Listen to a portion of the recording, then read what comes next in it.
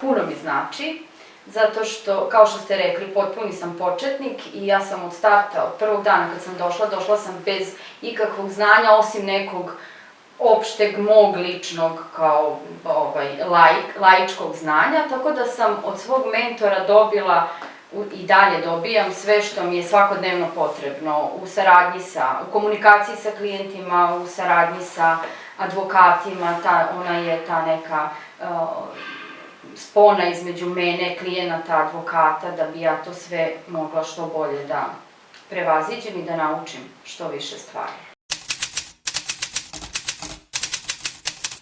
Da se desi, jer 9 meseci je stvarno dug period i smatram da svako ko hoće da nauči, može da možda nauči neke stvari za kraći vremenski period, ali da je tu taj mentorski program da nas podrži do samog kraja, da budemo oformljeni u potpunosti.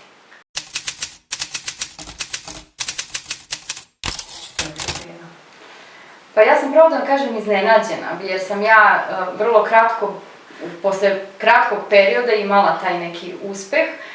Prvo sam mislila da je možda to neka početnička sreća, vidjet ćemo da će to tako ostati, a u svakom slučaju sam zadovoljna i vidim da sam od tog nekog mog prvog posla do danas više napredovala, puno stvari sam mnogo više naučila, jer takav je posao, živ je i svakodnevno u saradnji sa svim kolegama u kancelariji, dovoljno je samo da slušate non stop i od svakog kolege možete nešto naučiti i onda to pospešuje i sopstveni razvoj.